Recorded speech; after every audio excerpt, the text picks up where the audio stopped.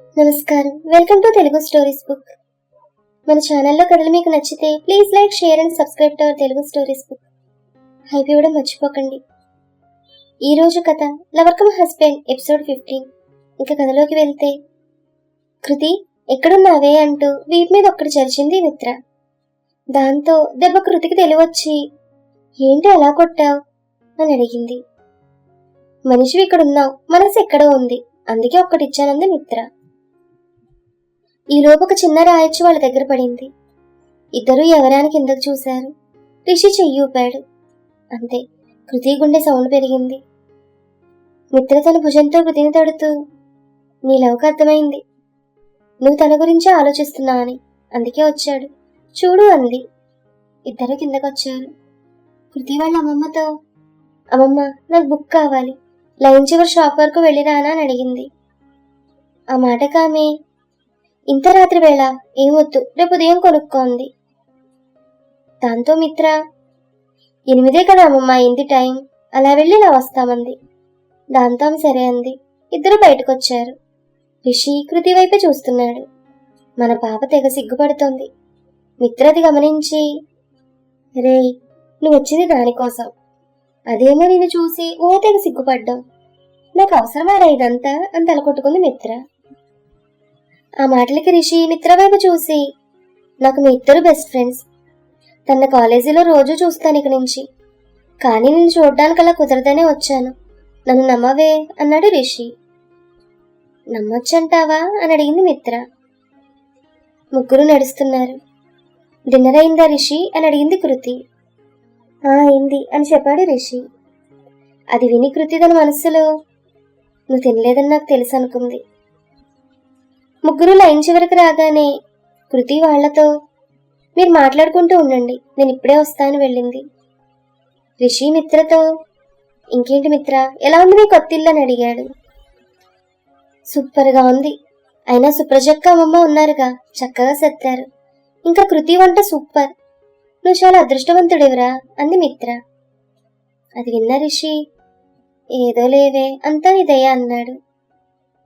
నాదయ్య ఎందుకు రోయ్ మధ్యలో, కొంపదీసి నన్ను హెల్ప్ చేయమంటావా ఏంటి అని అడిగింది మిత్ర. ఇప్పుడొద్దే, టైం వచ్చినప్పుడు నేనే అడుగుతా అన్నాడు రిషి. ఇంతలో కృతి వచ్చి ఒక ప్యాకెట్ ఇచ్చింది తనకి. ఏంటిది అని అడిగాడు రిషి. నువ్వేం తినలేదని నాకు తెలుసు, అందుకే బిర్యానీ తెచ్చానంది కృతి. మిత్ర నవ్వుతూ, నా ఫోన్ రీఛార్జ్ చేయించుకోవాలి, ఇప్పుడే వస్తాను వెళ్ళిపోయింది. రిషి కృతికి దగ్గరగా వస్తూ, నేను తినలేదని నీకెలా తెలుసా అని అడిగాడు. కృతి వెనక్కి జరుగుతూ, నాకు నీ గురించి అన్నీ అలా తెలుస్తాయంది. ఓహో, అందుకేనా మిత్ర ఫోన్లో తనలాగే మాట్లాడాలని ట్రై చేశావు, నేను కనిపెట్టలేదని అనుకున్నావు కదా, అందుకే కావాలని వాళ్ళ చెల్లి గురించి అడిగాను నేను అన్నాడు రిషి. ఇంతలో కృతి వెనక రాయి చూసుకోలేదు. దాంతో తన్నుకుని పడబోతే తను చేయి పట్టుకున్నాడు. కృతిని దగ్గరకు తీసుకుని తన కళ్ళలోకి చూస్తూ ఉఫ్ అని ఊదాడు. కృతి తన చేయి విడిపించుకుంటూ, రిషి నువ్వు డాన్స్ క్లాస్లో చేరంది. మనీ సరిపోదు చిన్న, అందుకే ముందు నేను పార్ట్ టైం జాబ్లో చేరతాను, ఆ తర్వాత డాన్స్ అండ్ యాక్టింగ్ కోర్స్లో కూడా చేరతాను, ఇంకా చాలా ఉన్నాయిరా అన్నాడు రిషి. అది విన్న కృతి, నేను కూడా నీకు హెల్ప్ చేస్తానంది. నువ్వా? వద్దే, మీ నాన్నకు అసలే నేనంటే కోపం అన్నాడు రిషి. అదంతా నేను చూసుకుంటాను కదా అంది కృతి. భలే చల్లగా ఉంది కదా వెదర్ అన్నదోలా చూశాడు కృతి వైపు రిషి. అయితే అంది అనుమానంగా కృతి. రిషి చేతులు పైకెత్తి, వేడిగా నువ్వు ఏదైనా ఇస్తే నేను వెళ్తానన్నాడు రిషి. అందుకే కదా వేడివేడి బిర్యానీ తెచ్చానంది కృతి. ఆ మాటకి రిషి కృతి బుగ్గ మీద చెయ్యి వేసి ఇచ్చాడు. కృతి బుగ్గ రుద్దుకుంటూ, రిషి నువ్వు ఇంక వెళ్ళు అంటూ మిత్ర వెళ్ళిన వైపు వెళ్తూ ఉంటే రిషి తను వెనక్కి లాగి, చిన్ను నీకొకటి చెప్పనా అని అడిగాడు చెవిలో. ఒకటి కాకపోతే 2 చెప్పంది కృతి నవ్వుతూ. ఆ మాటకి రిషి తనతో, ఇక్కడ కాదు, ఇప్పుడు కాదు, ఇలా కూడా కాదన్నాడు. కృతి రిషిని వదిలి, మిత్ర ఏంటి ఎంతసేపు వెళ్ళింది, చూద్దాం పదా అంది. ఇద్దరు వెళ్లేలోపు మిత్ర ఎదురొచ్చింది. ఎంతసేపు అయింది వెళ్ళి, పదా ఇంక అమ్మమ్మ కంగారు పడుతుందంది కృతి. ఓర్ని ఎంకమ్మ, ఇప్పటిదాకా నీ లవ్ పక్కన ఉండేసరికి నేను గుర్తు రాలేదు, ఇప్పుడు వచ్చి కాకరకాయ కబుర్లు చెప్తున్నావు అంది మిత్ర. సరే సరే, నాకు లేట్ అవుతుంది, నేను వెళ్తానని రిషి అనగానే, అంతేరా మిత్రద్రోహి, ఇది వరకు ఇద్దరిని ఒకేలా ట్రీట్ చేసేవాడివి, మరిప్పుడు నన్ను అవాయిడ్ చేస్తున్నావు అంది మిత్ర. రిషి మిత్రను పట్టుకుని, నిన్నెప్పటికీ అలా చేయనే, ఎందుకంటే అని మిత్ర చెవిలో ఏదో చెప్పాడు. రిషి చెప్పింది విని మిత్ర ఆశ్చర్యంగా నోరు వెళ్ళబెట్టి చూసింది. రిషి వాళ్ళిద్దరికి బాయ్ చెప్పి వెళ్ళిపోయాడు. అది చూసిన కృతి, ఏం చెప్పాడే అంతలా ఫ్రీజ్ అయ్యావు అని అడిగింది. వీడు పాత రిషి కాదే, బాగా ముదిరాడు, ఏమన్నాడో తెలిస్తే నువ్వు నాకన్నా ఎక్కువ షాక్ అవుతావని మిత్ర. ఏమన్నాడే అని కృతి కంగారుగా అడిగింది. నిన్ను అవాయిడ్ చేస్తే మా పెళ్ళెవరు చేస్తారు, వాళ్ళ బాబు ఎటు ఒప్పుకోడు, కాబట్టి నువ్వే మాకు పెళ్లి చేయాలన్నాడే. మిత్ర మాటలు విన్న కృతి ఒక క్షణం షాక్ అయ్యి వెంటనే నవ్వింది. అవునే, వాడప్పుడే పెళ్లిదాకా వెళ్ళాడు, అసలు ప్రపోజ్ చేసుకున్నారా అని అడిగింది మిత్ర. ప్రపోజ్ చేసుకునే వయసా మాది అని అడిగింది కృతి. అబ్బా, రోడ్ మీద రొమాన్స్ చేసే వయసా మరి అని అడిగింది మిత్ర. నువ్వు చూసావా అని కృతి అనగానే మిత్ర నవ్వుతూ, నేను షాప్ క్లోజ్ చేసినడంతా వెంటనే వచ్చాను, అప్పుడే మీ సారు నువ్వు మంచి ఎందుకులే గాని అంటే ఇంట్లోకి నడిచింది మిత్ర. ఆ నెక్స్ట్ డే కృతి వచ్చేసరికి అభి తన కోసం వెయిట్ చేస్తూ కనిపించాడు. గుడ్ మార్నింగ్ రా. గుడ్ మార్నింగ్ కృతి. వీడు రాలేదా? ఏమోనే, ఇక్కడైతే లేడు, పద లోపల చూద్దాం అన్నాడు అభి. ఇద్దరు లోపలికి వెళ్ళి చూశారు. క్లాస్ రూమ్ లో కూడా లేడు. ఫస్ట్ పీరియడ్ స్టార్ట్ అయింది, అప్పుడు వచ్చాడు రిషి. అభి పక్కన కూర్చున్నాడు. ఏంట్రా లేట్ అని అడిగాడు అభి. తర్వాత చెప్తానన్నాడు రిషి.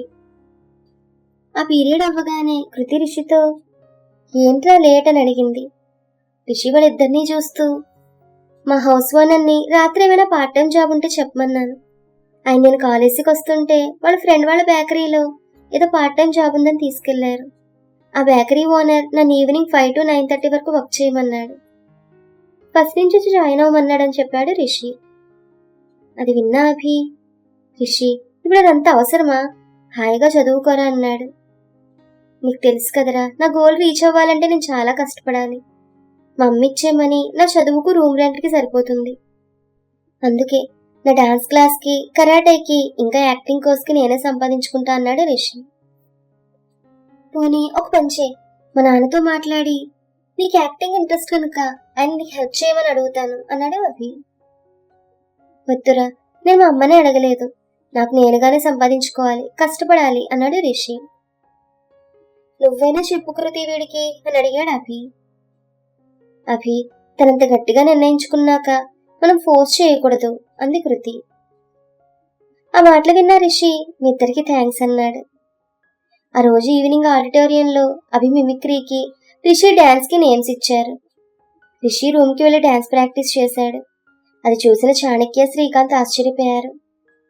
శ్రీకాంత్, ఒరే రిషి, నువ్వు నా మాట విని సినిమాల్లో ట్రై చేయి, సూపర్ గా చేసావనగానే చాణక్య ఉన్నట్లుగా తలూపాడు. మీకు చెప్పలేదు కదా, నా అంబిషన్ అదే, ఎప్పటికైనా హీరో అవ్వాలని అన్నాడు రిషి. అవును, నిన్నటి నుంచి చూస్తున్నాను, కృతి అభి నువ్వు ఒక చోటే ఉంటారు, ఎప్పటి నుంచి ఫ్రెండ్స్ అని అడిగాడు చాణక్య. 9th నుంచి. వాళ్ళిద్దరూ కాకుండా ఇంకో ఫ్రెండ్ మిత్ర, తన బెస్ట్ ఫ్రెండ్. వాళ్ళ ముగ్గురు అంటే నాకు చాలా ఇష్టం అన్నాడు రిషి. అవును, ఓనర్ ఆంటీకి ఏం చెప్దాం, ఫుడ్ అరేంజ్ చేసేమందామా అని రిషి అడగగానే వాళ్ళిద్దరు సరే అన్నారు. నెక్స్ట్ డే కాలేజీలో అంత సందడిగా ఉంది. కృతికి కూడా స్నేహ, హిమ అని ఇద్దరు ఫ్రెండ్స్ అయ్యారు. ఒకవైపు రిషి సోలో డాన్స్ కి ప్రాక్టీస్ చేస్తుంటే, ఇంకో వైపు అభి మిమిక్రీ బాగా ప్రాక్టీస్ చేస్తున్నాడు. మధ్యాహ్నం నుంచి ప్రోగ్రాం మొదలైంది.